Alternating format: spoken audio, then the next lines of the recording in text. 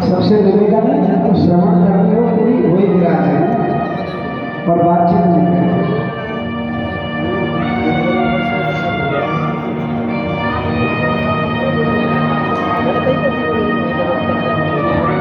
आपको बैठना पड़ेगा यहाँ 2-2.5 घंटे श्रवण करना है तो, नहीं तो ग्रंथ महाराज आपको छूट दे रहे हैं।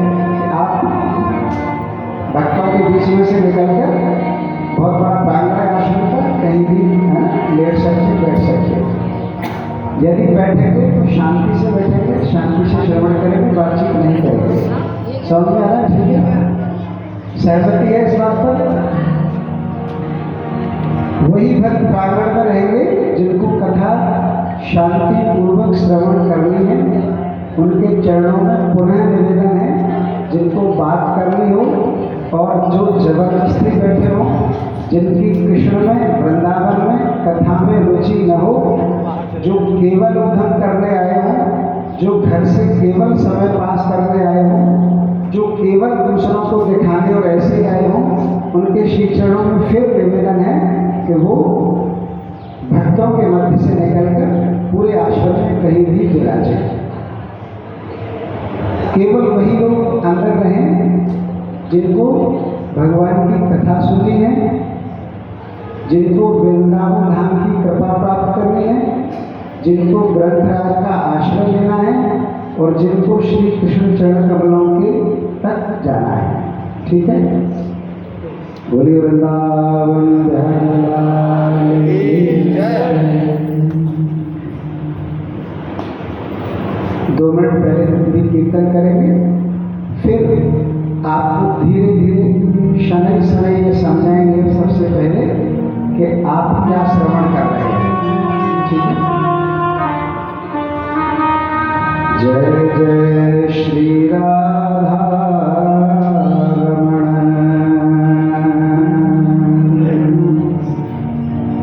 जय जय नवल किशोर,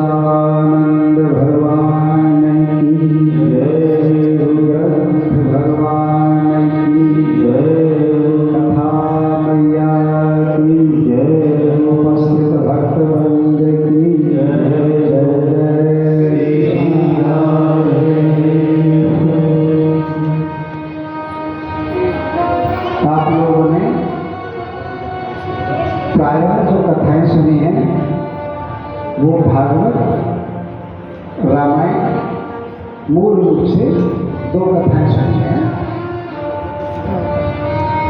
रामायण तो 100 करोड़ तरह की है।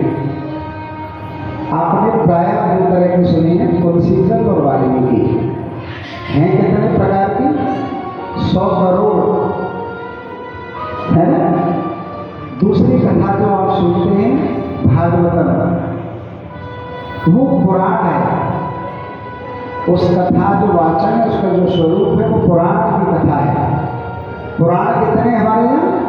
18 पुराण है।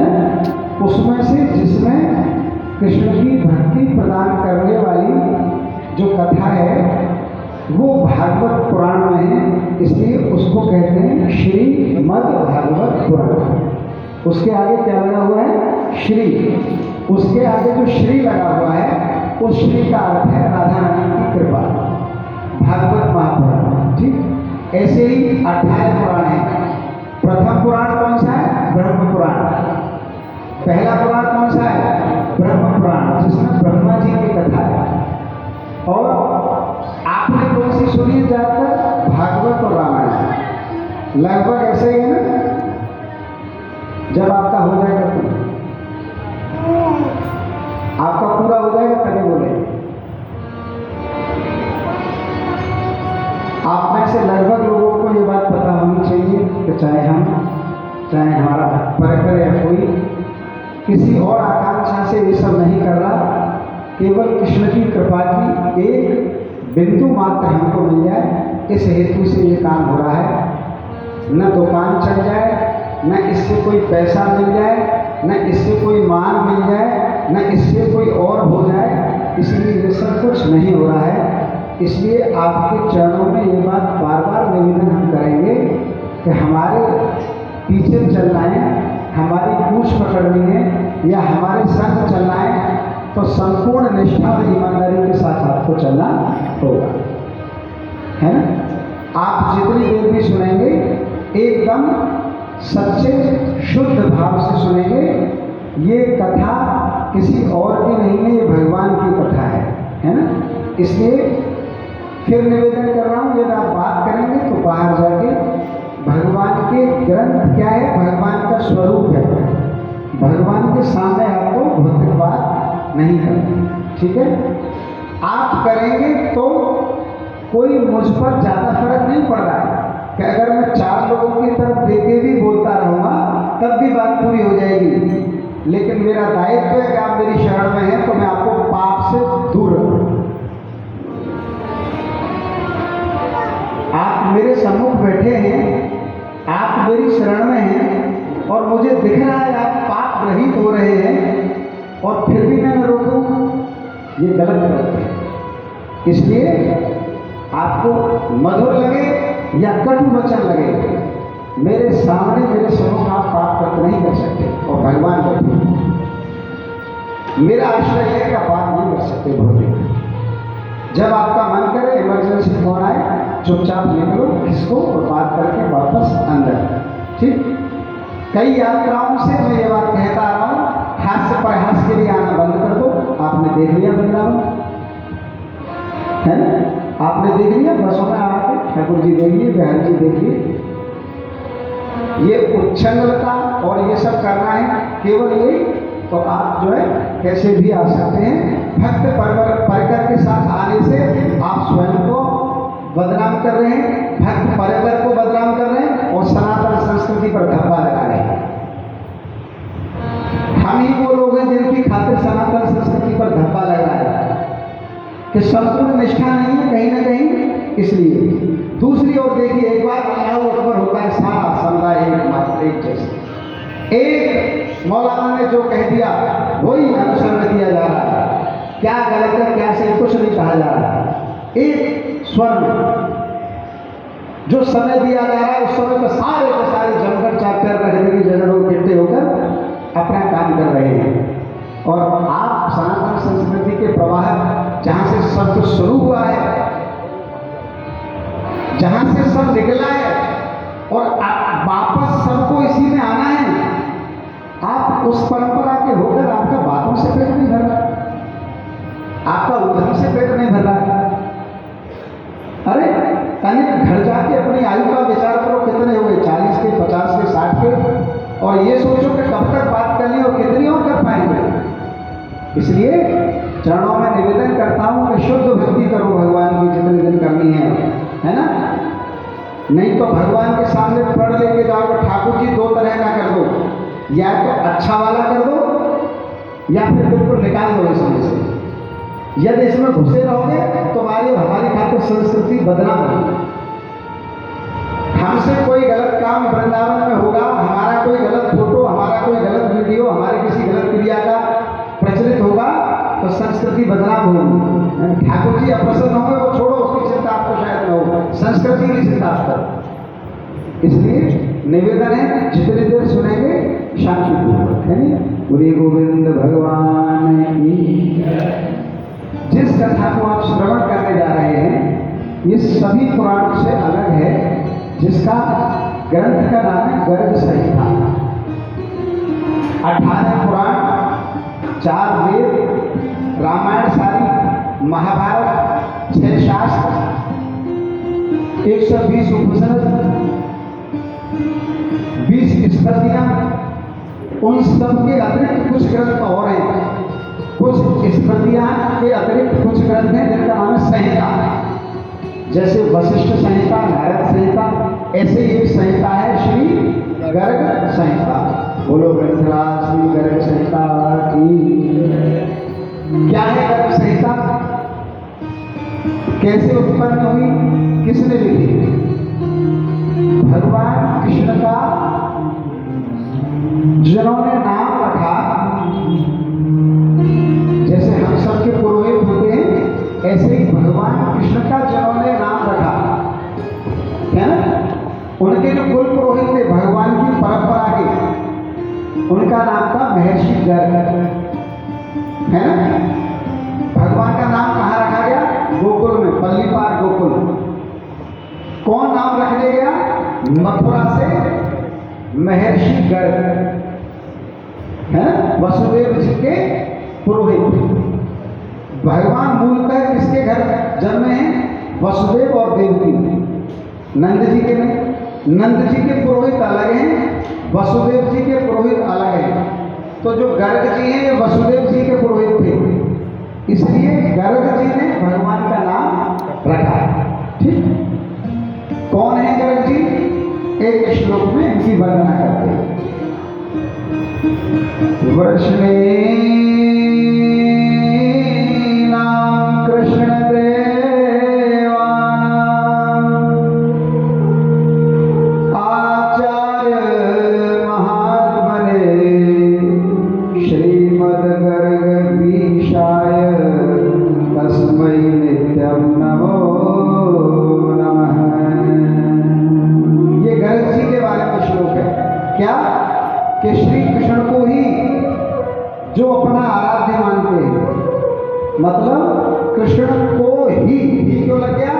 किसी और को नहीं मानते, है ना। ही की जगह भी लग जाए तो, अगर ही की जगह भी लग जाए, कृष्ण को भी अपना आराध्य मानते हैं तो क्या हो जाएगा? सब पता नहीं किन को मानते हैं। श्लोक क्या कह रहा है? श्री कृष्ण को ही। इसलिए गर्ग जी केवल कृष्ण को भगवान मानते हैं, जो कृष्ण को अपना आराध्य और भगवान मानते हैं, जो वृष्ण वंशियों के आचार्य हैं। वृषणी वंश कौन सा है? जिसके जहां भगवान जन्मे थे, उद्धव का और कृष्ण का जो वंश था उसका नाम था वृषणी वंश। तो वृषणी वंश के जो आचार्य हैं और कवियों में जो सर्वश्रेष्ठ है ना, कवियों में कवि क्यों कहा गया? क्योंकि रचना करते। यदि रचना नहीं करते तो केवल महर्षि और आचार्य रहते, क्योंकि ग्रंथ रच दिया इसलिए कवि हो गए। तो कवियों में जो सर्वश्रेष्ठ हैं उन महात्मा श्रीमान, महात्मा क्यों हैं? क्योंकि जो महात्मा में लक्षण होते हैं वो सारे उनमें विद्यमान हैं। कोई धन का संग्रह नहीं करते।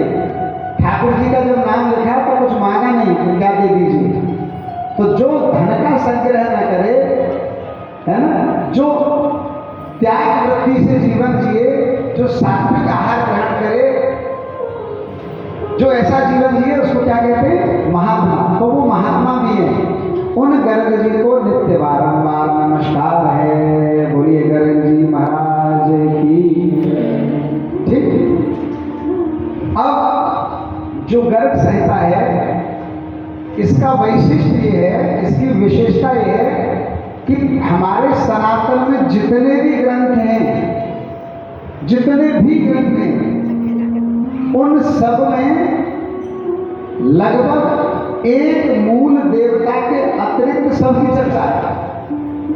भागवत में भी है, जितने भी पुराण हैं उनमें सब भगवानों की चर्चा है, सब ग्रंथों में है ना। जैसे रामायण में शंकर पार्वती नारद सती, ऐसे सब ग्रंथों में, सब पुराणों में, विष्णु पुराण में विष्णु जी की भी चर्चा है और सृष्टि की उत्पत्ति नारद जी की चर्चा है, शंकर जी का इतिहास है, सबकी चर्चा है।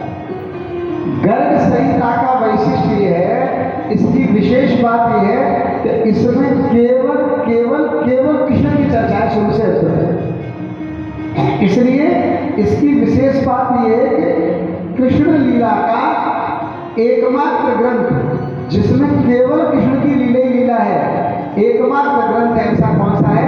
वो है गर्ग मुनि द्वारा प्रणीत श्री गर्ग संहिता।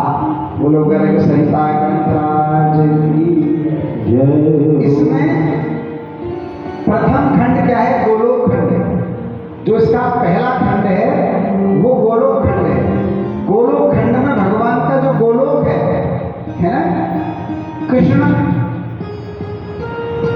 घट घट के वासी होने के साथ साथ जानते हो कहाँ के वासी हैं? गोलोक के वासी हैं। और कृष्ण गोलोक के वासी नहीं अकेले, जो युगल जोड़ी है जिनकी हम आराधना करते हैं राधा कृष्ण, वो गोलोक के वासी हैं, समझ रहे? और जो चक्र सुदर्शन धारी कृष्ण हैं वो वैकुंठ के वासी हैं। ठीक। वही कृष्ण जो राधा कृष्ण वाले वो गोलोक में साक्षात वास करते हैं। जैसे प्रभु राम और श्री जी जानकी मैया कहाँ वास करते हैं? साकेत में। वैकुंठ में भी करते हैं और कहाँ करते हैं? साकेत में। प्रेम लीला कहाँ होती है? साकेत में। वैसे ही कृष्ण की प्रेम लीला जो नित्य होती है वो गोलोक धाम है। तो दो चीजों को याद करो, प्रभु राम की जहाँ नित्य लीला होती है प्रेम लीला, उस धाम का नाम है साकेत धाम। और जहाँ कृष्ण की नित्य लीला होती है, राधा कृष्ण की नित्य लीला, उस धाम का नाम है गोलोक खंड, गोलोक धाम। उसी गोलोक खंड की 84 कोस भूमि का नाम है वृंदावन खंड। वृंदावन 84 कोस। जो ब्रजमंडल जिसमें हम बैठे हैं, जहाँ हम आते हैं, ये भूमंडल का हिस्सा नहीं है, पृथ्वी का हिस्सा नहीं है। ये भगवान ने गोलोक खंड से 84 कोस भूमि इस लीला के लिए यहाँ पर भेजी, क्योंकि ये भगवान क्या कह रहे हैं कि लीला कहाँ होती है? क्या बताया? जो प्रेम लीला है राधा कृष्ण की वो कहाँ होती है? केवल गोलोक में। तो भगवान के अवतार के विभिन्न पर्यायों में एक पर्याय ये भी बना के यहाँ पे लीला भी करनी है। ये तो था ही विनाशाय दुष्कृता, ऐसा तो था ही। यदा यदा ही धर्मस्य ग्लानिर्भवति भारत अभ्युत्थान धर्मस्य तदात्मानं सृजाम्यहम्, ये था। और आगे परित्राणाय साधूनां ये भी था, और विनाशाय दुष्कृता ये भी था। इसके अतिरिक्त एक प्रयोजन और था भगवान का, और वो था व्यक्ति के अंदर प्रेम का प्राकट्य करना, प्रेम लीला का प्रदर्शन करना। तो राधा कृष्ण में ये चर्चा हुई कि प्रेम लीला गोलोक के अतिरिक्त कहीं संभव ही नहीं है। उसके लिए भूमि वैसी ही होनी चाहिए जैसी प्रेम लीला के लिए आवश्यक है। तो भगवान ने गोलोक खंड से 84 कोस भूमि कहाँ पर ले आए? जहाँ पर आप बैठे हैं, है ना। इसलिए गोलोक खंड वृंदावन धाम की। अब जो उधम और बातचीत कर रहे थे उनकी कहीं समझ में आ रही है? कहाँ बैठे हो? है ना, ऐसी जगह बैठे हो ये हिस्सा पृथ्वी का हिस्सा नहीं है। जहाँ पर हम बैठे हैं ये हिस्सा पृथ्वी का हिस्सा नहीं है, ये गोलोक गोलोक खंड है, इसलिए वृंदावन को आचार्य और रसिकजन क्या बोलते हैं? गोलोक खंड। ठीक, तो जिस प्रकार अपने घर में बेडरूम में कोई गलत काम हो जाए तो उसका पाप कम लगेगा और मंदिर में हो जाए तो ज्यादा लगेगा, वैसे ही वृंदावन के बाहर बातचीत उल्टा सीधा काम हो जाए तो कम पाप लगेगा और वृंदावन में हो जाए तो ज्यादा लगेगा, इसलिए बातचीत नहीं करनी। ठीक, अब अपोजिट आओ। जिस प्रकार वृंदावन खंड और गोलोक खंड और 84 कोष के बाहर कथा श्रवण करने से जो लाभ होगा है, 84 कोष के बाहर भक्ति करने से, कीर्तन करने से, परिक्रमा करने से, कथा सुनने और कहने से जो लाभ होगा, जब पाप बाहर कम होता है और पाप ज्यादा लगता है भगवान की भूमि में, तो पुण्य भी तो ज्यादा मिलेगा। ठीक, बाहर पाप भी कम लगता है और यहाँ पर पुण्य भी ज्यादा मिलता है। इसलिए हम सब बड़े सौभाग्यशाली हैं कि ब्रज की भूमि पर भगवान की कथा का श्रवण कर रहे हैं, है ना। बोली वृंदावन धाम की जय। गोलोक खंड के बाद गर्ग संहिता में गोलोक में क्या वर्णन है? तो भगवान कैसे रास करते हैं, गोलोक से भगवान कैसे धरती पर आए और क्यों अवतार लेंगे, वहां पर कौन कौन सी नदियां बहती हैं, वहां पर किस प्रकार रास होता है, वहां की सखियों के क्या क्या नाम है, ये सब गोलोक खंड में है। ठीक है, जब कभी 7, 10 या 15 दिन की अलीगढ़ में चर्चा होगी तो एक कथा गर्ग संहिता की ऐसी होगी जो 10, 15, 20 दिन तक होगी, है ना। चाहे जिसमें 2 ही पेज रोज हुआ करे, लंबी जो कथा होगी तब गर्ग संहिता विस्तार से करेंगे। अभी हम वृंदावन में बैठे हैं, इसलिए हम कौन सी कथा श्रवण करेंगे? वृंदावन खंड की। गर्ग संहिता का दूसरा खंड कौन सा है? वृंदावन खंड। तो हम प्रवेश करेंगे गर्ग संहिता के कथा के द्वितीय खंड वृंदावन खंड में। बोली वृंदावन धाम की जय हो। हरे कृष्ण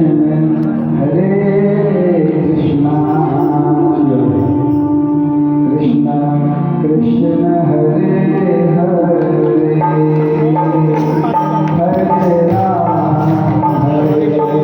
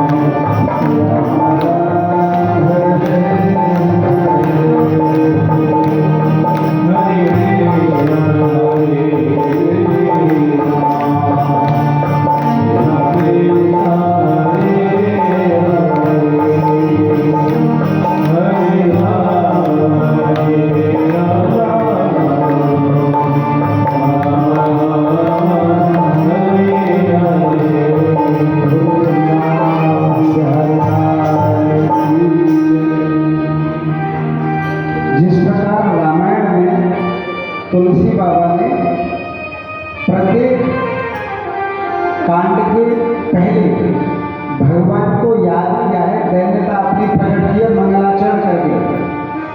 किसी और ग्रंथ में ऐसा नहीं है। तुलसी बाबा के रामचरित्र में ऐसा है कि प्रत्येक कांड से पहले वो फिर भगवान की शरणागति लेते हैं, भगवान का मंगलाचरण करते हैं, है ना। एक कांड को लिख के भी वो उनको लगता है कि अब मैं फिर अशुद्ध हो गया, दूसरे कांड लायक नहीं हूँ, फिर भगवान की शरण में चलूँ, फिर दूसरे कांड को लिखने के लिए भगवान मुझे बल दें। ठीक उसी प्रकार गर्ग संहिता में भी प्रत्येक खंड में एक एक मंगलाचरण का श्लोक है। कृष्णा तीरे कोकिला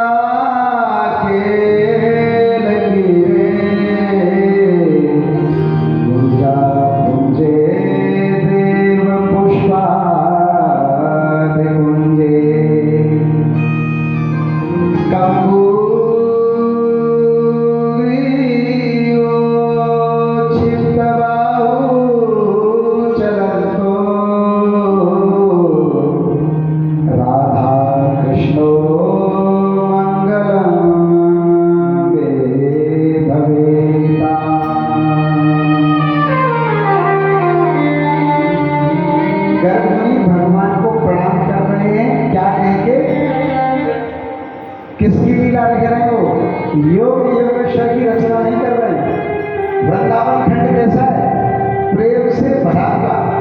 भाई चक्र सुदर्शनधारी का खंड नहीं है ना, इसलिए भगवान के कौन से रूप को याद कर रहे हैं? सुनिए, श्री यमुना जी के तट पर जहाँ कोकिलाएं तथा कीड़ा शुभ विचरते हैं, गुंजा पुंज से विलसित देव पुष्प आदि के कुंज में शंख सदस्य सुंदर ग्रीवा से सुशोभित तथा एक दूसरे के गले में बाण डालकर चलने वाले प्रिया प्रियतम श्री राधा कृष्ण मेरे लिए मंगलमय हों। बोलिए युगल सरकार की। कैसे भगवान का मंगलाचरण कर रहे हैं कि जो भगवान प्रिया प्रियतम एक दूसरे के गले में हाथ डालकर चलते हैं, ऐसे प्रिया प्रियतम मेरे लिए शुभ हों। उनको ऐश्वर्य और अनंत कोटि ब्रह्मांड नायक भगवान से इस खंड में कोई मतलब नहीं है, क्योंकि रस की चर्चा कर रहे हैं, वृंदावन की चर्चा कर रहे हैं। तो वृंदावन बिहारी कैसे हैं, उनको प्रिया प्रीतम कैसे हैं? यहाँ पर नित्य विहार करते हैं। वृंदावन का महात्मा एक और क्या है? यही तो वृंदावन का महात्मा है।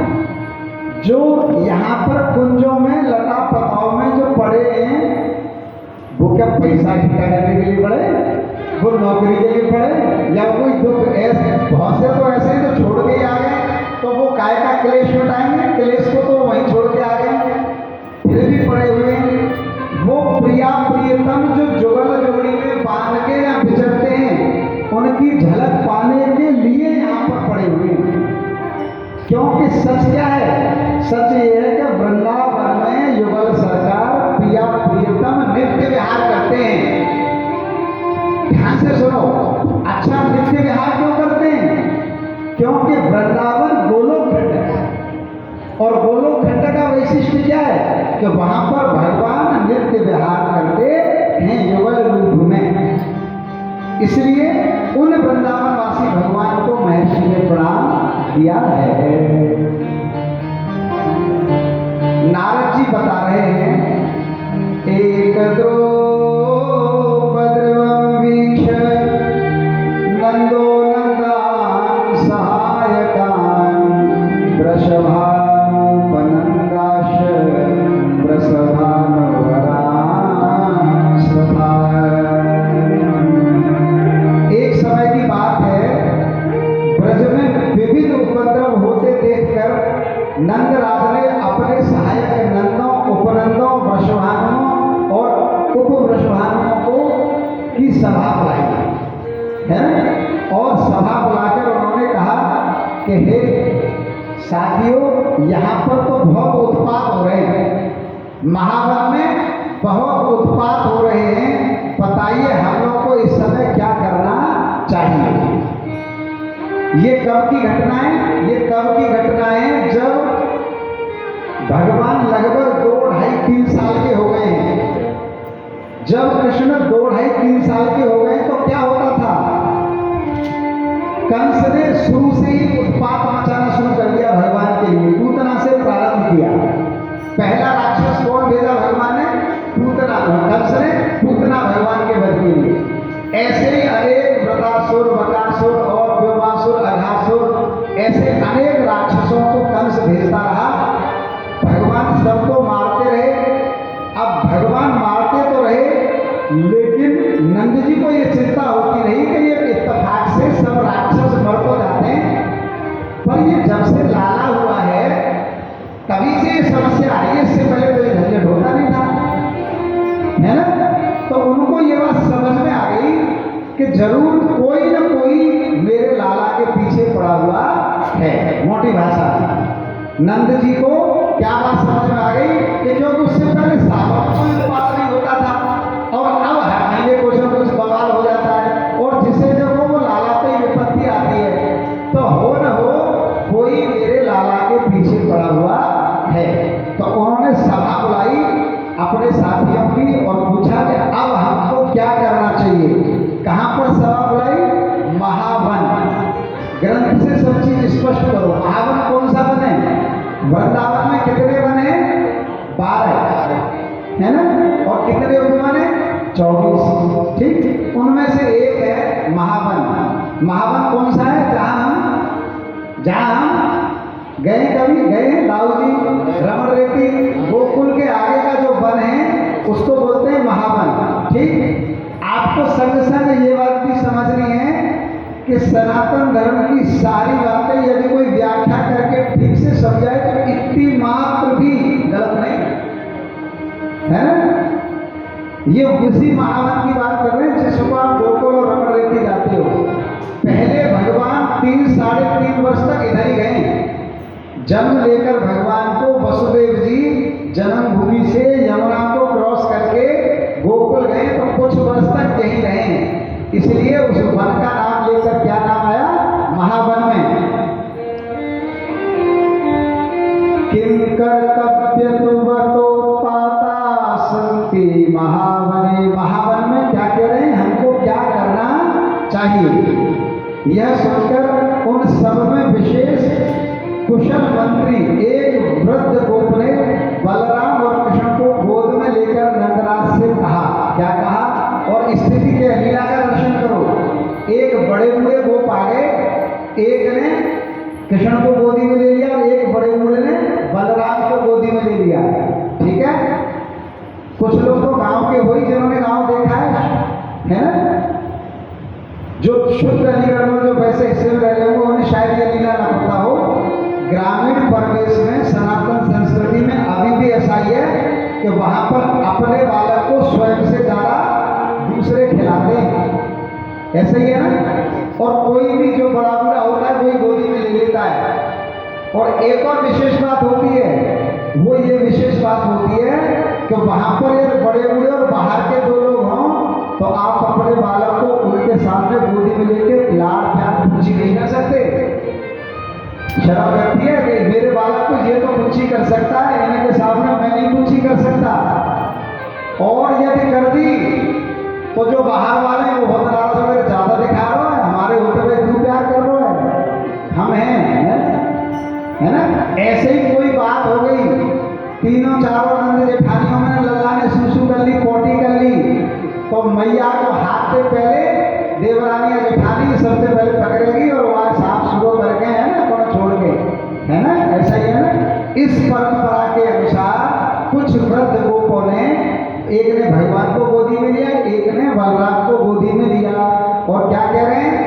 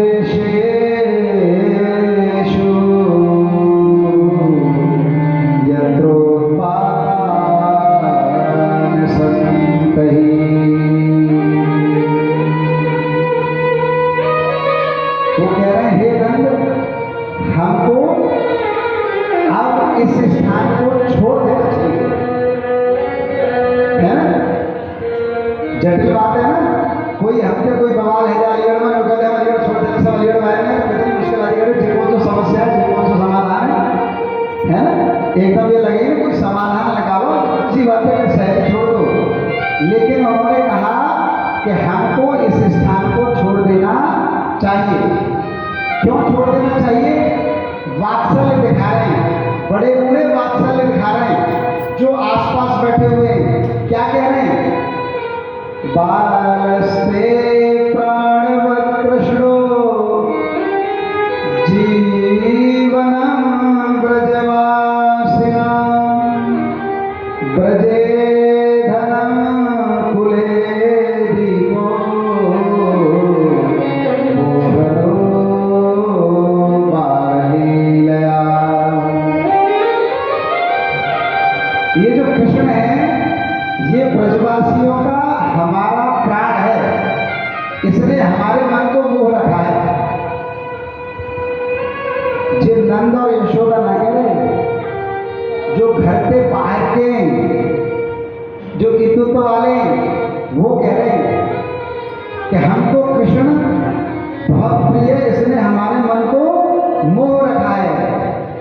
हाँ भक्त्या सकटे नापि तृणावर्तेन बालकः भुक्तो यम ध्रुवपाकेन भुक्तातं किमतः परम्। और कितने कष्ट की बात है कि पूतना सकटासुर है ना और वृत्तासुर, ये सब हमारे लाला के पीछे पड़े हुए हैं। ये सब बाहर के लोग कह रहे हैं। तो फिर नंद जी कह रहे हैं, नंद क्या कह रहे हैं? अब नंद जी बोल रहे हैं, भगवान के पिताजी का नंबर अब आया बोलिएगा। आप पूछ रहे हो कतिक्रोशेस्ति विस्तृत्र तद्रनं वृंदावनं व्रजात् तल्लक्षणं तत्सुखं न च बुद्धिमतांबरम्। हे बुद्धिमानों में श्रेष्ठ उपनंद जी, तो क्या करें? तो उन्होंने कहा वृंदावन चल, है ना। अब आप कहेंगे कि वृंदावन येरा और नंदगांव जहाँ भगवान रहे वो कहाँ है? यहाँ से बहुत दूर है, और बरसाना भी यहाँ से बहुत दूर है। तो कौन से वृंदावन की बात कर रहे हैं, है ना। तो अब ये बात बताई जा रही है कि वृंदावन कहाँ से कितना है शास्त्र के हिसाब से। शास्त्र के हिसाब से वृंदावन की सीमा आ रही है। प्रगुदीर्चां बहिर्निषदो दक्षिणस्यायदो पुरात् पश्चिमायां षोडपुरां माधुरं मंडलं विदुः। बहिर्ष से ईशान कोण, यदपुर से दक्षिण और षोडपुर से पश्चिम की भूमि को माथुर मंडल कहते हैं। माथुर मंडल के भीतर 20.5 योजन विस्तृत भूभाग को मनुष्य पुरुषों ने दिव्य माधुर मंडल या वृंदावन बताया है। यानी इससे 20 कोस का जो हिस्सा है बरसाना वृंदावन और गोवर्धन की तरफ का वो वृंदावन है। यहाँ से वृंदावन शुरू है जहाँ से हम बैठे हैं। अब वृंदावन की महिमा बता रहे हैं। आपको ये वृंदावन की महिमा चाहे एक ही शब्द में बोलूं, अपने मन में यूं सोचकर बैठाइए कि एक तो आप वृंदावन में बैठे हो, ठीक है, वृंदावन बैठे हो।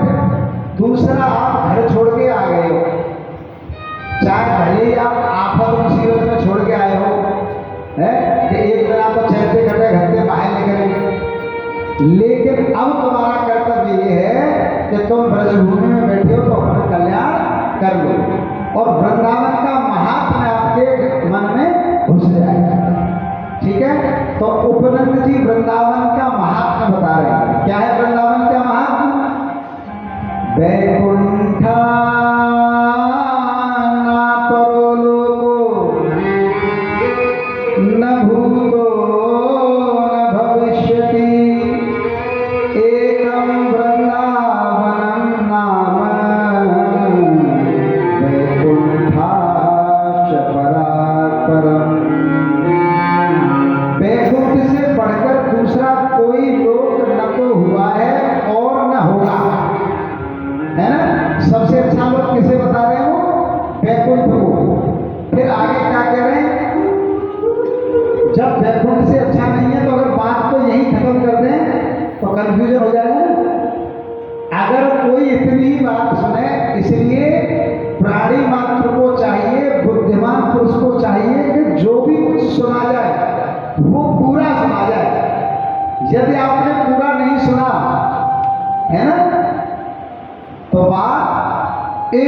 एकदम उल्टी हो जाएगी, है ना। कोई भी चीज हमेशा पूरी सुननी चाहिए।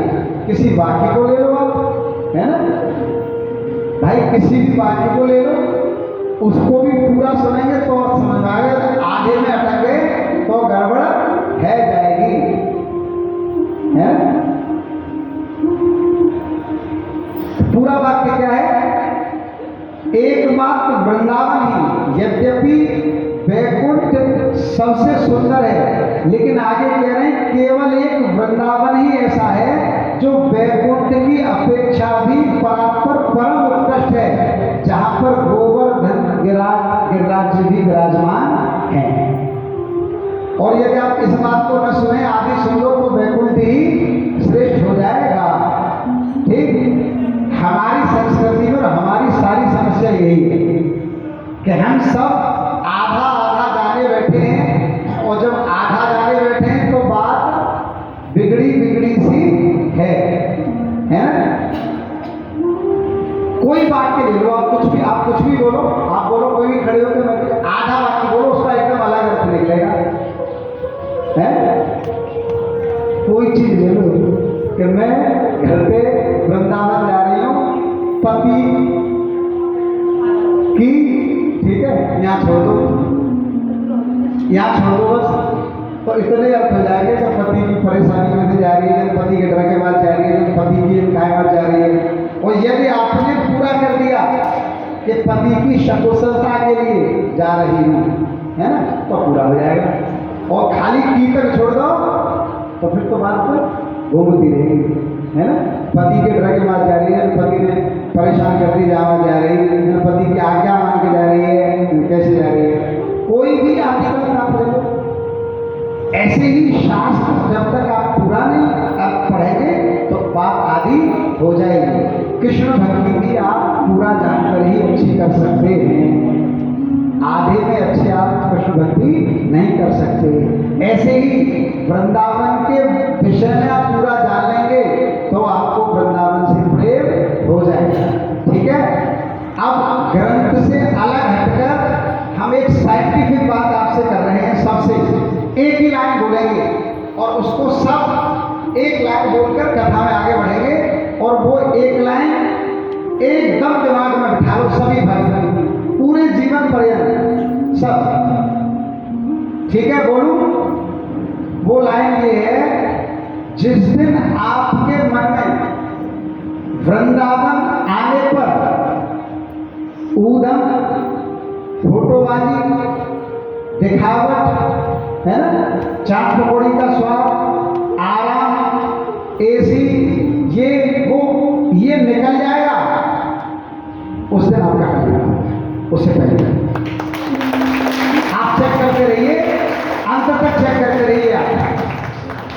आप उस दिन पक जाएंगे, कृष्ण भक्ति में प्रवेश कर जाएंगे, जिस दिन आपको वृंदावन में आकर ऊधम, हास्य परिहास, कुछ भी, किसी भी चीज की चिंता से ज्यादा कृष्ण दर्शन लालसा होगी। जिस दिन आपको ये हो जाएगा, उस दिन आपका कल्याण हो जाएगा। उस दिन की पहचान है कि आप कृष्ण की भक्ति में प्रवेश कर गए, है ना। आगे समझिए थोड़ा, पहचान क्या है कि आप कृष्ण की भक्ति में प्रवेश कर गए, ठीक है। और ये क्या चीज है फिर? प्रेम गति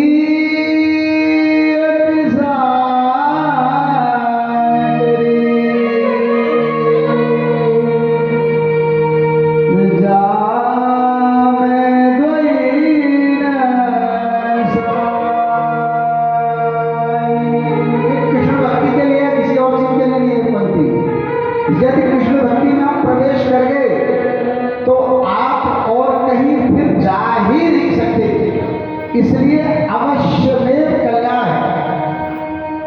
केवल स्वयं को ये चेक करते रहिए कि कथा प्यारी लगती है कि नहीं, भगवान प्यारे लगते हैं कि नहीं, वृंदावन आने पर प्रेम भक्ति प्रकट होती है कि नहीं। देखो भेद समझना, आप कहेंगे अच्छा लगता है, अच्छा तो क्लेश से निकल के सभी जगह लगता है सबको। ध्यान दीजिए भैया, आदमी घर में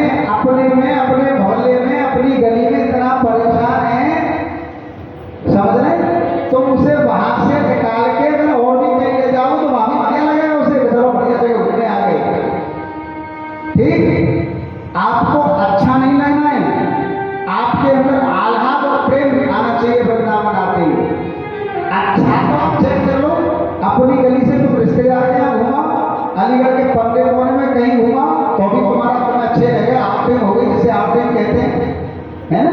आप तो हो गई, मन हल्का हो गया, ठीक है। तुम्हें मन हल्का नहीं करना है, संसार के भ्रमण से मन और चित्त हल्का होता है। तुम्हें तो अपना मन और चित्त इतना भारी करना है कृष्ण की भक्ति से, इतना वजन डाल दो कृष्ण भक्ति का कि वो कहीं से वहां से फिर होकर निकल ही ना पाए। तो ये चेक करते रहो कि वृंदावन में आने पर दिनों दिन प्रेम और आनंद बढ़ रहा है कि नहीं, है ना।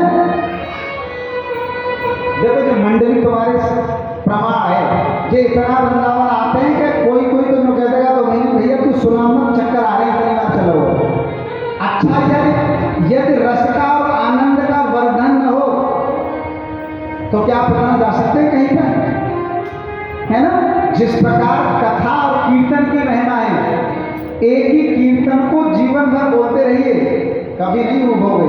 आज महामंत्र बोलो, फिर कल बोलो, फिर परसों बोलो, तरसों बोलो, जीवन भर बोलते रहिए, उमंग नहीं, दिनों और दिन आनंद आता जाएगा। और कभी चेक करो, किसी गाने को किसी गजल को गा के देखो रोज, 5 दिन बाद ही बदल दोगे और अच्छे लगेंगे, है ना। ये भगवान की कथा और भगवान की भक्ति का वैशिष्ट है। तो वृंदावन का ये महात्मा वो बता रहे हैं। अब नारद जी बोल रहे हैं, कदम बजो सनंद तीर्थराज पूजित एतद्वेदितुम इच्छामि परम कौतूहलं हि। वो वृंदावन के विषय में ये बता रहे हैं कि मैंने स्वयं गर्ग जी से वृंदावन की महिमा सुनी है, और ऐसा भी सुना है कि वृंदावन इतना श्रेष्ठ है कि स्वयं तीर्थों का राजा कौन है, प्रयाग, है ना। प्रयाग भी अपने पाप वृंदावन में आके धोता है। वृंदावन की रज में लोट लगा के तीर्थराज प्रयाग जाता है, तब जाके तीर्थराज प्रयाग भी मुक्त होता है ना। ऐसा बता रहे हैं। तो फिर वो कह रहे हैं कि ऐसा धाम वृंदावन जिसमें तीर्थ भी पवित्र होता है, हे सनंद जी, तीर्थराज प्रयाग ने कब इस व्रत की पूजा की, और मैं यह जानना चाहता हूँ। इसे सुनने के लिए मेरे मन में बड़ा कौतूहल है, बड़ी उत्कंठा है। ये कथा थोड़ा लंबी है, इस कथा का को प्रणाम करते हुए हम थोड़ा सा आगे बढ़ेंगे। पहले आप वृंदावन की इस कथा की बात सुनो। तीर्थराज प्रयाग क्यों आई? एक बार रमण रेती सुनिए, है कहाँ है वो वाली नहीं, ये कथा वहां की नहीं है, चर्चा वहां की है पर ये कथा वहां की नहीं है। ये कथा वृंदावन वाली रमण रेती की है ना। भगवान ने उद्योग किया, नंद बाबा इत्यादि ने सबने कि चलो तीर्थराज प्रयाग में चलते हैं। अब सब जाते हैं वहाँ, पाप तो हम कर रहे हैं, धोया तो भगवान ने सोचा कि अरे मैं इनके यहाँ हूँ और मैंने गोलोक खंड इनको दे रखा है, तीर्थराज में जाना चाह रहे हैं। तो भगवान ने लीला रची, और लीला क्या रची कि जब सब ब्रजवासी प्रयाग जाने को थे, जाने वाले थे, तो उनके सामने घोड़ा आया, काला घोड़ा आया, और उसने लेप लगाई वृंदावन की रज में, बालुका में, है ना, जहाँ से हम चल के आ रहे हैं, ऐसा लेप लगा के रगड़ इधर से लोटा लाठी की, और थोड़ी देर बाद वो सफेद हो गया। ठीक है, जब वो सफेद हो गया तो नंद इत्यादि गोपों को बड़ा आश्चर्य हुआ कि ये क्या हो गया, ये काला था, ये सफेद हो गया, लौटते हैं। तब भगवान ने महात्मा बताया कि प्रणाम करो, इनको पूछो कौन है ये, अभी काले थे गोरे हो गए। तो नंद बाबा ने प्रणाम किया कि आप घोड़े तो हो नहीं सकते भाई, घोड़े में क्षमता थोड़ी है कि लोट लगाए काले से गोरा हो जाए, सफेद हो जाए। जरूर कोई ना कोई आप महापुरुष हैं, देव हैं, या कोई पुण्यात्मा है, या कोई भगवान के अंश है। तो घोड़े में से क्या प्रकट हो गए? तीर्थराज प्रयाग प्रकट हो गए, जहाँ संगम स्नान करने जाते हैं। वो प्रकट होकर नंद जी से बोले कि हे नंद जी, मेरा नाम प्रयाग है। तो नंद ने प्रणाम किया कि ये क्या लीला थी। तब उन्होंने बताया कि देखो, आपको पता ही है तो कहाँ जा रहे थे, कि आपके यहीं जा रहे थे, उनके कायगे जा रहे थे, कि आप में स्नान करके जो थोड़े बहुत पाप है उन्हें धोने जा रहे थे। तो प्रयाग ने कहा कि जो बताओ, जब सारी दुनिया के पाप मुंह में आ जाएंगे, इकट्ठे हो जाएंगे, तो मैं तो इतना बड़ा पापी हो जाऊंगा, तो मेरे को ठिकाना तो मेरे को कोई जुगाड़ होना चाहिए। तो मेरा जुगाड़ ये है कि मुझसे भगवान ने ये कही थी कि तुम्हारे लिए वृंदावन की भूमि ऐसी है कि कितना भी पाप कर लो, बड़े से बड़ा पाप लदम हो पापी है ना, वृंदावन में आके अगर लोट लगा ले तो वो भी पाप मुक्त हो जाता है। बोली वृंदावन धाम की। ये कौन मुक्त किया? प्रयागराज। वृंदावन में एक और इससे भी बड़ी चीज घटना घटती है। वृंदावन में क्या होता है? वृंदावन में जो सबको मुक्त करने वाली जो मुक्ति देवी है ना भाई, जैसे तीर्थ ने प्रयाग ने कहा कि सबे गोपी गिटे जाते मेरे ढेर लग रहा मैं तो कौवे हो जाए, ऐसे ही जो सबको मुक्त करती है मुक्ति, उसने भी भगवान से यही बात कही कि ये बताओ मैं समय मुक्त ही कर करूंगी तो मैं तो खाली है जाऊंगी, कछु मेरो जुगाड़ है प्रभु। तब भगवान ने उसको क्या उपाय बताया? क्या? उड़े उड़े रज मस्तक लगे तो तू बुद्धि मुक्त है जाए। वृंदावन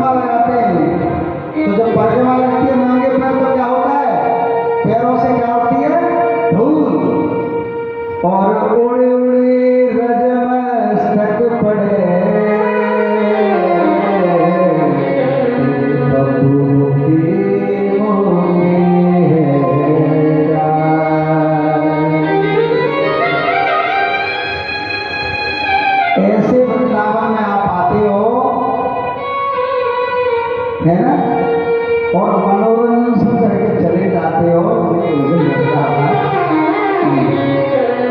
ये बिल्कुल भी अच्छी बात नहीं। वृंदावन में मनोरंजन नहीं करना। चतुराई तज दो सभी, तुम चतुराई तज दो सभी, और तज दो भौतिक ज्ञान, तज दो दंभ घृणा तजो, और ले लो हरि को ज्ञान।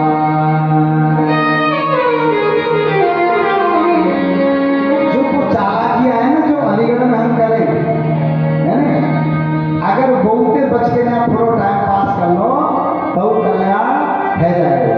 तो गांठ बांधनी पड़ेगी। जैसे क्या कहोगे, अपने आप तो होगा नहीं, संकल्प लेना पड़ेगा कि मधुबन में, वृंदावन में, बिहारी जी में और वनों में जाके चर्चा, जो भौतिक जगत का जो ज्ञान है वो कम पठाएंगे, थोड़ा बहुत ब्रज के विषय में जानने का प्रयास करेंगे। बोले वृंदावन बिहारी लाल की जय। भगवान बोले नैया उस पार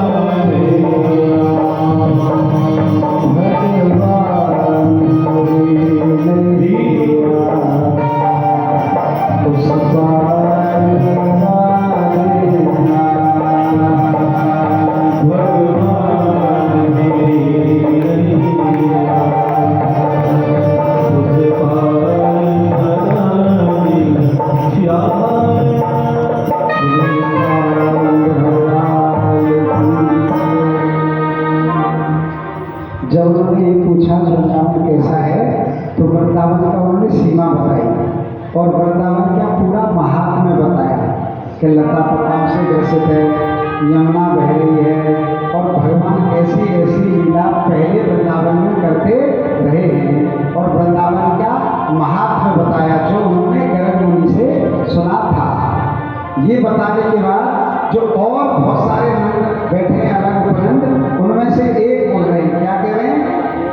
हे सनंद महाप्राज्ञ सर्वज्ञोऽसि बहुश्रुतः ब्रजमंडल महात्म्यं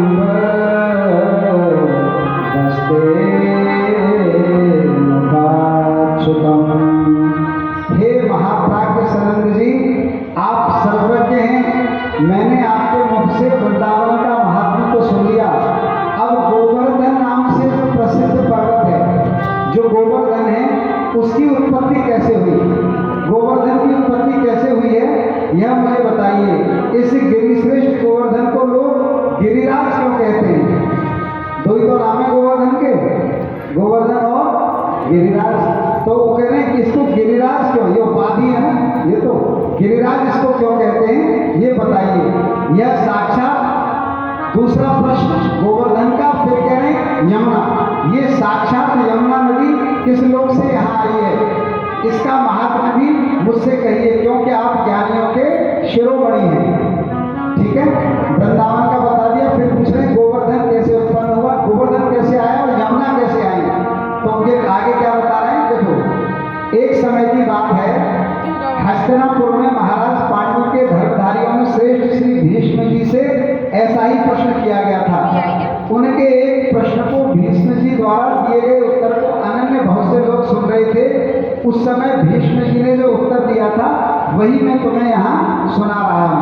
साक्षात परिपूर्णतम भगवान श्री कृष्ण जो असंख्य ब्रह्मांडों के अधिपति, गोलोक के नाथ और सब कुछ करने में समर्थ हैं। तीन नाम, तीन उपाधि भगवान की बताइए यहाँ पे। वैकुंठाधिपति, सर्व क्या, एक तो कहा समस्त ब्रह्मांडों के अधिपति। जब सारे ब्रह्मांडों के अधिपति कह दिए तो बात खत्म हो जानी चाहिए, तो सबके मालिक ये हुई ना। लेकिन फिर क्या कह रहे हैं, गोलोकनाथ है ना। जैसे कोई ये कहे कि ये कौन है, कि ये हम सबका राजा है, ठीक, और फिर अलग से कहें कि ये इन दोनों का भी राजा है, तो जो बाद वाली बात है उसको कहने की आवश्यकता नहीं है ना कि ये तो सबके राजा है, तो इन लोगों के राजा क्यों कह रहे हो। लेकिन उसमें कुछ प्रेम छिपा होता है ऐसी बात में। यद्यपि भगवान समस्त लोगों के अधिपति हैं, अखिल कोटि ब्रह्मांड नायक है, लेकिन गोलोकनाथ है। यानी गोलोकनाथ से मतलब है कि गोलोक को बहुत अलग से प्रेम करते हैं। जहाँ अच्छा प्रेम क्यों करते हैं, क्योंकि वहां पर नित्य भगवान रास करते हैं गोलोक में, इसलिए दूसरा नाम दिया कि गोलोकनाथ है। जब पृथ्वी का भार उतारने के लिए स्वयं इस भूतल पर पधारने लगे, तब उन जनार्दन ने देव ने अपनी प्राण बल्लभा राधा से कहा कि प्रिय, तुम मेरे वियोग से भयभीत रहती हो, अतः भीरू तुम भी भूतल पर चलो। ये गोलोक में भगवान ने राधा जी से कहा, कब, जब पृथ्वी गऊ का रूप धर के ब्रह्मा जी और बहुत सारे देवों को लेकर गोलोक में भगवान के पास गई है, ये प्रार्थना करने के लिए कि भगवान अवतार लीजिए, कंस आप राक्षसों से हमारी रक्षा करिए। जब ऐसा कहा था तब भगवान ने राधा जी से कहा था कि मुझे, मैं इनको वचन दे चुका हूँ, अवतार तो मुझे लेना पड़ेगा, लेकिन जब मुझे अवतार लेना पड़ेगा और तुम मेरे बिना रह नहीं सकती हो, यहाँ तुम कैसे रहोगी, इसलिए तुम भी भूतल पर चलो। भगवान ने राधा जी से कहा वृंदावन में आने के लिए, गोलोक में हो रही है ये बात। तब वहां पर राधा जी ने क्या कहा, यत्र वृंदावनम नास्ति न यत्र यमुना नदी, यत्र गोवर्धन नास्ति तत्र मेन मनः सुखम। राधा जी कह रही हैं, जहां प्यारी यमुना जी न हो और जहां गोवर्धन न हो, मेरा मन लगाने के लिए इन दो का होना बहुत आवश्यक है, यमुना जी का और गोवर्धन का। क्योंकि गोवर्धन कैसे थे, गोवर्धन जैसे कई बार आप जाते हो ना, बहुत सारे निकुंज वनों को आप देखते हो, तो सुंदर सुंदर वन और उपवनों को देख के कैसा मन शांत होता है, कितने बढ़िया पेड़ है, कितनी बढ़िया लता पताएं ऐसे। तो गोवर्धन पर तमाम जड़ी बूटियां, तमाम लता पताएं, तमाम गौ चार करती थी, ऐसी लीलाएं होती थी बहुत। गोवर्धन में निकुंज और कुंज भरे हुए थे। तो राधा जी कह रही है कि जहाँ गोवर्धन नहीं होगा, जहाँ यमुना जी नहीं होगी, वहां मेरा मन नहीं लगेगा। ठीक समझ में आ रही है ना। गोलोक में ये बात राधा जी कृष्ण से कह रही हैं अवतार लेने से पहले, राधा कृष्ण के अवतार से पहले, कि जहां ये दोनों नहीं है वहां मेरा मन नहीं लगता। तब हे नंदराज जी, श्री राधा जी की यह बात सुनकर स्वयं हरि ने अपने धाम से 84 कोस विस्तृत भूमि, जो मैंने आपको अभी बताया, क्या वेदना क्रोश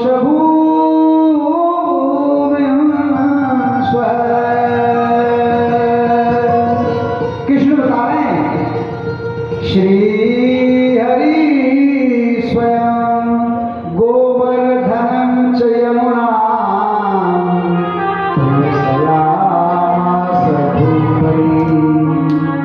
उसी हिस्से में गोवर्धन और यमुना जी सहित 84 कोस का खंड भगवान ने गोलोक से वृंदावन धाम के लिए भेज दिया है। बोलिए गिरिराज महाराज की गोवर्धन पर्वत ने भारतवर्ष से पश्चिम दिशा में शालमती द्वीप के भीतर द्रोणाचल की पत्नी के गर्भ से जन्म ग्रहण किया। ये कथा तो पता है आपको, है ना। गोवर्धन द्रोणाचल के बेटे हैं, है ना। और इनको ये कहाँ जा रहे थे, लंका, है लंका जा रहे थे। इनके मन में थी ये क्यों जाते, क्योंकि भगवान को पता थी ये लीला तो उन्होंने क्या शर्त रख दी कि अगर तुमने मुझे नहीं उतार दिया तो फिर वहां से मैं नहीं जाऊंगा। तो जब द्रोणगिरी पर्वत से लंका के लिए जा रहे थे तो जब ब्रजमंडल आ गया तो वजन बढ़ा लिया, और वजन बढ़ा लिया तो उनको नहीं रुका गया, अरे मैं थक गया। जैसे ही रखा फिर उठाने के लिए बोले तो अरे महाराज पहले तय कर लिया था कि यहाँ से नहीं जाऊंगा, तो लीला रची गोवर्धन ने कि मैं गोवर्धन में ही रहूंगा। इस अवसर पर देवताओं ने गोवर्धन के ऊपर फूल बरसाए, हिमालय और सुमेरु आदि समस्त पर्वतों ने वहां आकर प्रणाम और परिक्रमा करके गोवर्धन का विधिवत पूजन किया। पूजन के पश्चात उन महान पर्वतों ने उनकी स्तुति प्रारंभ की। किसकी? बाकी सभी पर्वत यहाँ आए ब्रजमंडल में, उन्होंने गोवर्धन की स्तुति गोवर्धन में आकर कही है। ठीक है, क्या स्तुति की है? त्वं साक्षात् कृष्णचन्द्रस्य परपूर्णतमस्य च गोलोके गौणरेणयुक्ते गोपी गोपाल संयुते त्वं हि गोवर्धनो नाम वृन्दारण्ये विराजसे त्वं गिरीणां सर्वेषां गिरिराजोऽस्मि साम्प्रदाम्। ठीक, अभी नंद जी ने पूछा था ना कि गोवर्धन आए कैसे, तो ये बता दिया ऐसे आए। दूसरा प्रश्न क्या था कि इनका नाम गिरिराज कैसे पड़ा, तो वो बता रहे हैं गिरिराज इनका नाम बाकी जो पर्वत थे उन्होंने ही रखा। सारे पर्वत आए, उन्होंने यहाँ प्रणाम किया, स्तुति की और ये कहा कि तुम ही भाग्यशाली हो जो कृष्ण की लीला, कृष्ण के चरण तुम पर पड़ेंगे, कृष्ण की लीलाएं यहाँ पर होगी और श्री कृष्ण तुमको मुनि पर धारण करेंगे, तुम अत्यंत भाग्यशाली हो, इसलिए आज से तुम ही हम सबके राजा हो। बोलिए गिरिराज भगवान की। गिरिराज धरण प्रभु तुम्हारी शरण, गिरिराज धरण प्रभु तुम्हारी शरण, गिरिराज धरण प्रभु तुम्हारी शरण, गिरिराज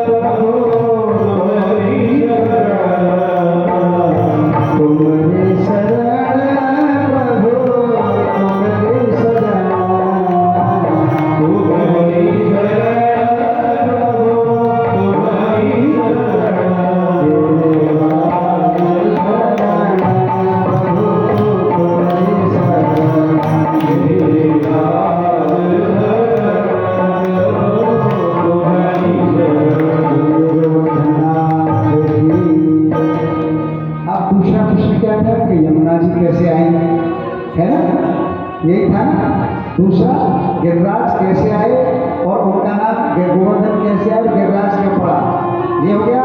दूसरा प्रश्न था यमुना जी कैसे आए, तो क्या है वो उत्तर, गोलोके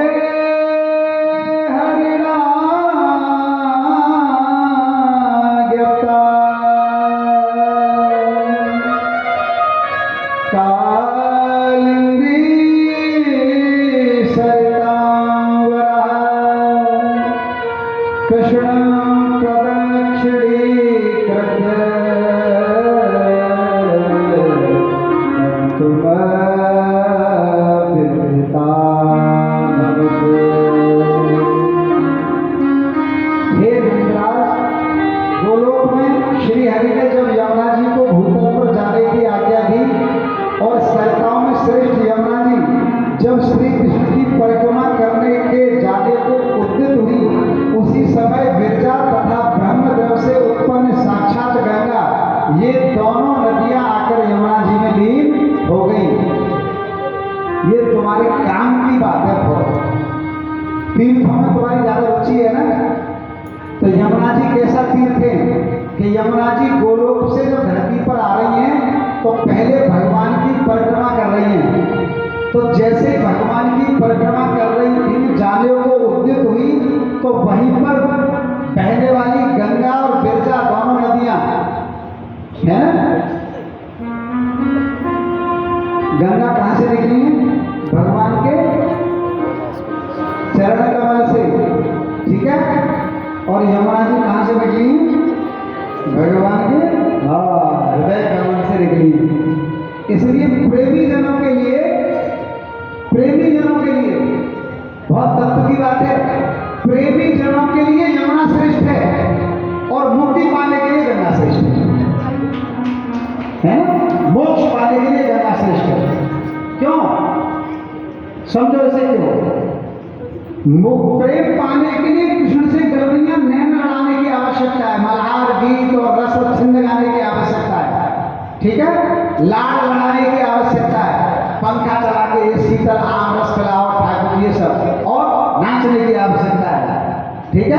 प्रेम लाने के लिए, प्रेम पाने के लिए, और मुक्ति पाने के लिए, इससे मुक्ति नहीं मिलेगी। मुक्ति पाने के लिए नारायण के चरण कमलों में एक निष्ठ आस्था होने की आवश्यकता है। जो केवल चरण कमल तक सीमित दर्शन करेगा, चरण कमल से ऊपर कुछ नहीं चाहिए उसे मुक्ति मिलेगी। और जिसको नैन लड़ाने हैं, क्या माँ के बिहारी तेरे नैना मोटे मोटे तेरे, हाय नजर ना लग जाए, होए नजर ना लग जाए, होए नजर ना लग जाए, माँ के बिहारी गजरा रे तेरे मोटे मोटे, हाय नजर ना लग जाए, होए नजर ना लग जाए, होए नजर ना लग जाए।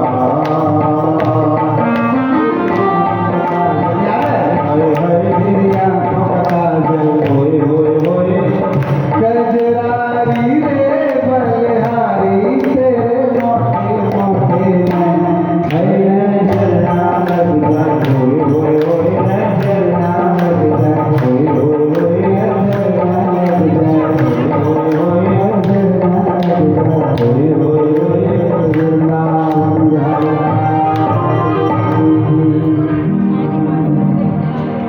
और मुक्ति के लिए जिन चरण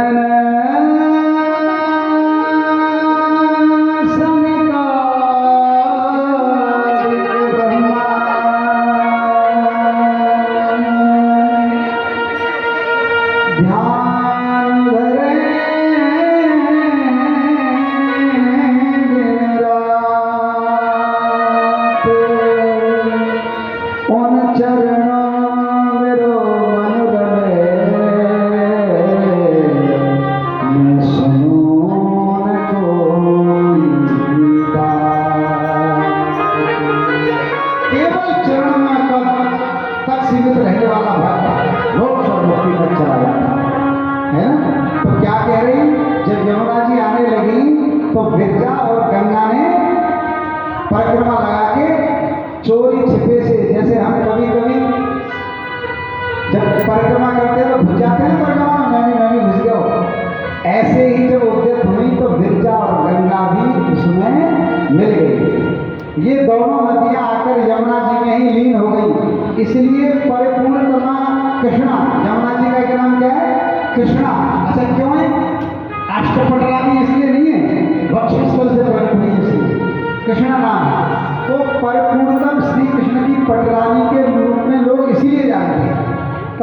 तदनंतर सरिताओं में श्रेष्ठ कालिंदी अपने महान वेग से विरजा के वेग का भेदन करके निकुंज द्वार से निकली।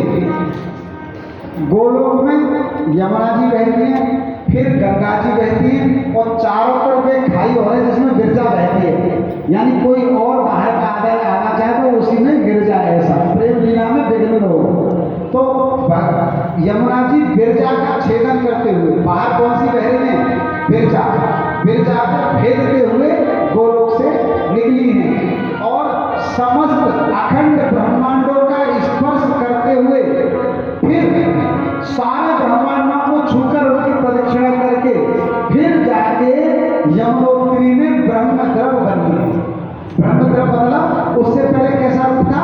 तुम्हारे जैसे चश्मा लिपस्टिक आदि बिंदी वाला। गोलोक में कैसी है? ऐसी माता के रूप में। वहां से यमुनोत्री में आके ब्रह्मद्रव बनी है, यानी जल रूप में यमुनोत्री में आकर बनी है। फिर उनकी दीर्घ जलराशि अपने महावेग से भेदन करती हुई वो महानदी श्री वाम के बाएं चरण के अंगूठे के नख से विलीन हुए ब्रह्मांड का शिरोवेदन करते हुए विद्यमान ब्रह्मद्रव युक्त विवर में श्री गंगा जी के साथ ही प्रविष्ट हो गई। जहां से गंगोत्री निकल रही है उनके नेक दूर से ही यमुनोत्री निकल रही है। वे शरीर द्वारा यमुना ध्रुव मंडल में स्थित भगवान अजित विष्णु के धाम वैकुंठ में होती हुई ब्रह्मलोक को लागकर जब ब्रह्ममंडल से नीचे गिरी तब देवताओं समस्त सैकड़ों देवताओं के लोकों में एक से एक दूसरे क्रमों में विचरती हुई आगे फिर वो भूमंडल पर बहने लगी हैं। बोली यमुना महारानी की जय। ब्रह्मा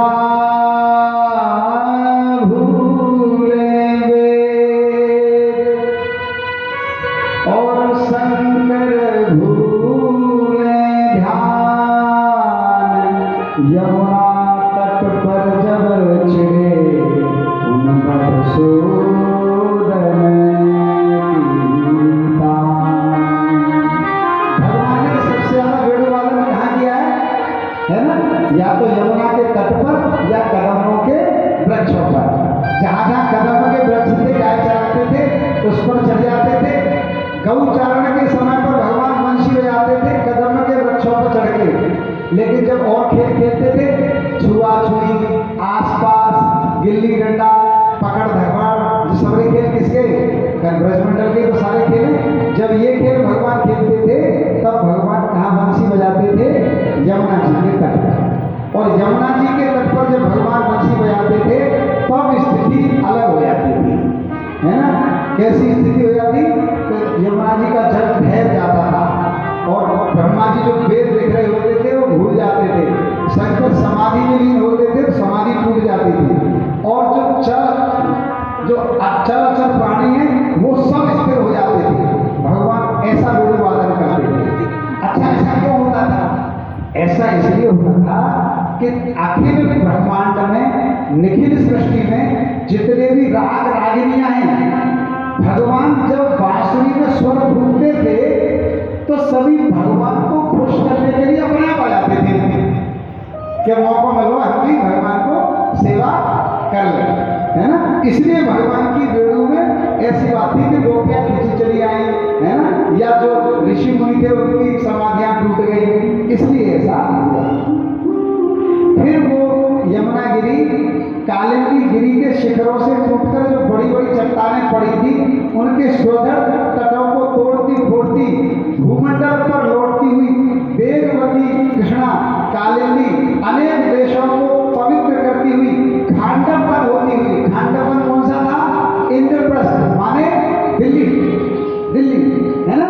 खांडवन होते हुए वृंदावन धाम में आ गई। बोलिए कालिंदी मैया की जय।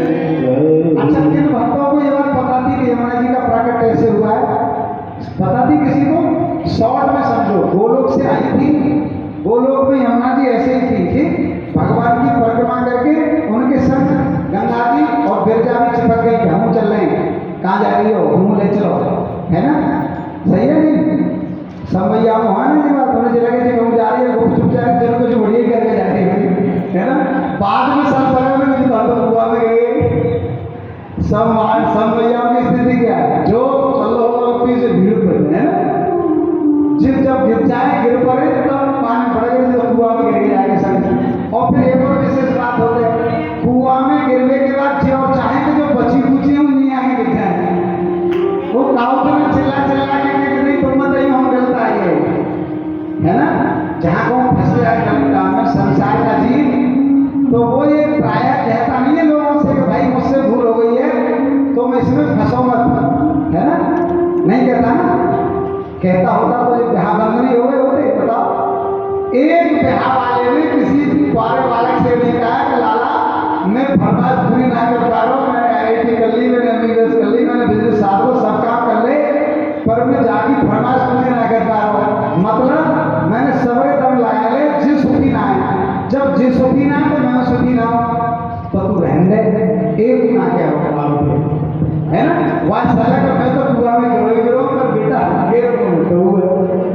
तो ये ऐसी प्रवृत्ति को लेके गंगा जी और गिरजा भी यमुना के संग चिपक गई। तो पता ना कहाँ जा रही है, भगवान की प्रदक्षिणा कर रही है ना, कृष्ण की प्रदक्षिणा की थी तो वो लगे और फिर उन्होंने वो बात न चली बात नहीं करो भैया, फिर वो यमुनोत्री में आके जल में हो गई और यमुनोत्री से पहाड़ों का भेदन करते हुए ना विभिन्न चट्टानों में होते होते होते होते भूमंडल पर आ गई दिल्ली, और दिल्ली से धीरे बहते बहते फिर वृंदावन में आ गई। ऐसे यमुना जी प्रकट हुई है। वृंदावन वृंदावन वृंदावन कहो रे, वृंदावन वृंदावन वृंदावन कहो रे, वृंदावन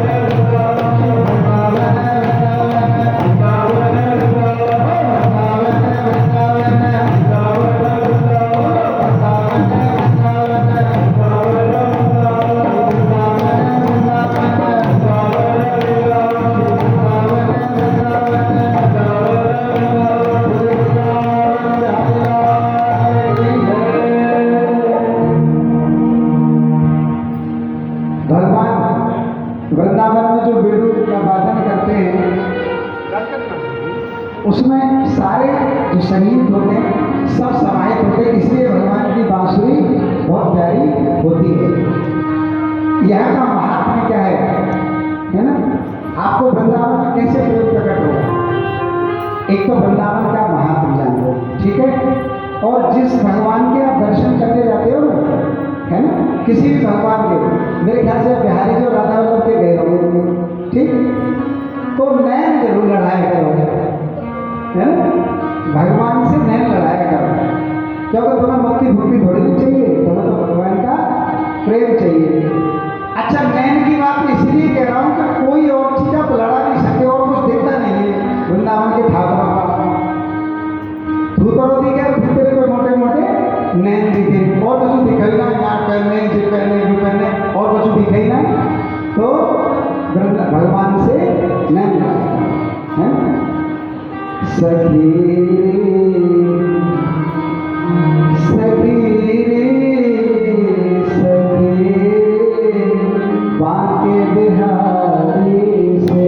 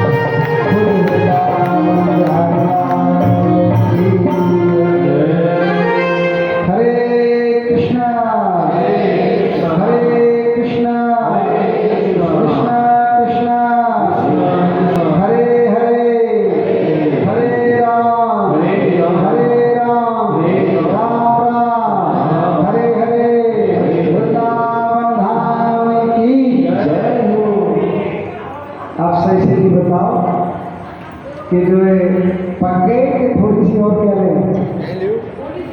हैं? हाँ, थोड़ी सी क्या लें? ऐसा तो नहीं कि पूरे बाहर धुलताप के आए चुके हो के जाएंगे कहाँ तो है? कछु के दिमाग में तो ये बात हुई कि तुझा सुना था, मैं सुना बाहर तो चिल्लाए जाए तो जाए से तो वो गए तो सुनी नहीं जामार कह रहा हूँ कि ये कथा तो अलीगढ़ में कहते रहे कथा कीर्तन हम हो करें। जब हमारे यहाँ पे रेला जाए तो हम ये सोचे कि अगली बार जब कीर्तन करेंगे तो बेचारे के घर में छत और बाउंड्री और सब भर जाए हो चुके तो बहुत तो यहाँ पर और फिर जब हम कीर्तन में जाए तो जिस सोच के जाए कि हम कैसे घुस पाएंगे वहाँ भीतर तक और वहाँ जाएंगे तो हम बैठ जाए फिर हम आँख खोल के देखे तो घर वालों कीर्तन वालों बेचारे मैंने वो भगत काम के में भर के आ रहे तो सब बोलो हे नाथ हम आपके हैं, हे नाथ आप हमारे हो, हे नाथ हम पर अपनी कृपा बनाए रखना और ऐसे ही अपनी भक्ति में लगाए रखना। युगल सरकार की जय श्री राम। अभी 5 मिनट हम वृंदावन का रस बोलकर विश्राम लेंगे। प्रभु जी फिर 5 मिनट का महामंत्र करेंगे। उसके बाद एक टी ब्रेक कर लीजिएगा, है ना? सब थोड़ा सा हाथ पैर सही कर लीजिए और चीकू दादा को इशारा कर दो चाहे कुछ तैयार हो जाए। उसका कारण यही है कि कछु और तुम कर ना सको जाता है ना तो तुम जा सको धूपों में, है ना? ना कछु खुलो मिले हो तो नहीं प्याले चाय बनने वाली जाए घोड़ फुड़ के फिर नहीं आ जाए, है ना?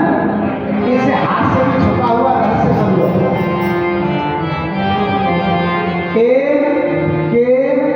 प्रकारेण मन श्री कृष्ण निवेश है। इसका सूत्र ये है कि तुम्हें हंसाएंगे, तुम्हें पटाएंगे, तुम्हारा मन रखेंगे, तुम्हारे मन के चटकीले भजन गाएंगे या प्यारे मन की बात करके चुटकुला सुनाएंगे, कथा सुनाएंगे। कैसे हम चाह रहे हैं कि प्यार और मन युगल सरकार के चरण में लगे, ठीक है? इसलिए बोलो